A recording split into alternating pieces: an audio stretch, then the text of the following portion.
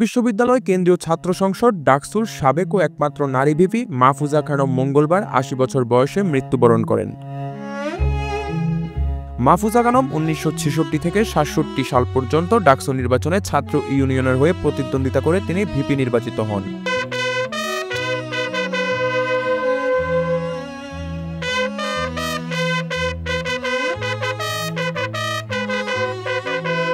সর্বস্তরের মানুষের শ্রদ্ধা নিবেদনের জন্য মরহুমের মরদেহ রাখা হয় কেন্দ্রীয় শহীদ মিনার প্রাঙ্গণে।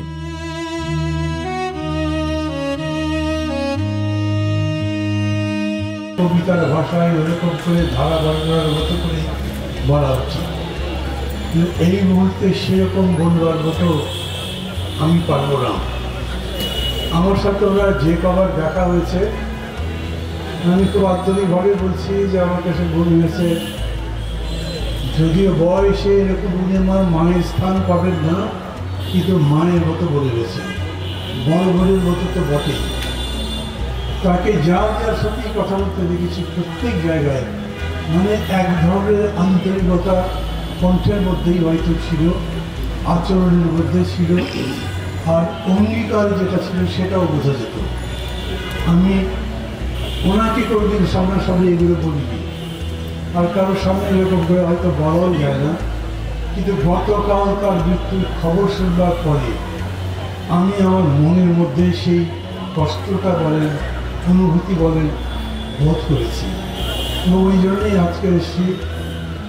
আমাদের জোট গণতন্ত্র মঞ্চের একটা সভা আছে, জরুরি সভা, এখনকার রাজনৈতিক পরিস্থিতি বুঝতেই পারছেন। ওই জন্য তাড়াতাড়ি করে এখানে আসলাম। আমার ইচ্ছা ছিল, আমিও যেহেতু ডাকসুতে ভিপি ছিলাম, ডাকসুর ভিপি হিসেবে এত বড় একজন মানুষ, একজন মুক্তিযোদ্ধা, প্রথম নারী ভিপি এবং প্রথম ওই রকম রাজনৈতিক ব্যক্তিত্ব যিনি সবাইকে ছুঁয়ে যেতে পারেন, স্পর্শ করতে পারেন, কাছে টানতে পারেন, অবদানের কথা তো বলেই শেষ করা যাবে না। আমি জানি না মাহফুজা আপা যদি পরবর্তী জীবনেও রাজনীতিতে সক্রিয় থাকতেন, উনি তাদের কোথায় পৌঁছাতে পারতেন। দলের দিক থেকে, তার পার্টির দিক থেকে তিনি কীভাবে কাজ করতেন ওটাও আমি খুব ভালোভাবে জানি না।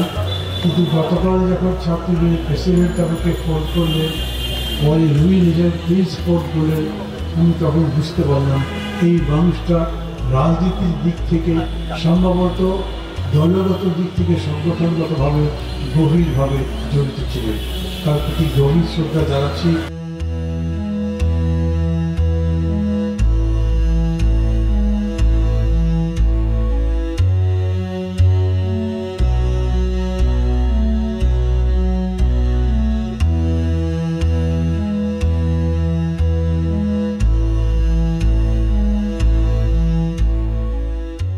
সকাল ১০টা থেকে বেলা 11:30 পর্যন্ত শ্রদ্ধা জানানো হয়।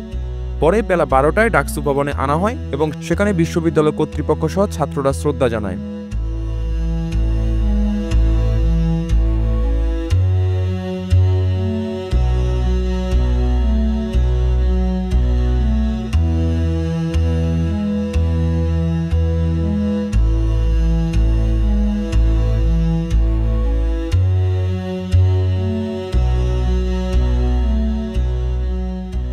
শতাহত ছাত্রী এবং অন্যান্য যারা কমরেড মাহফুজা খানমের বলসাইগণ,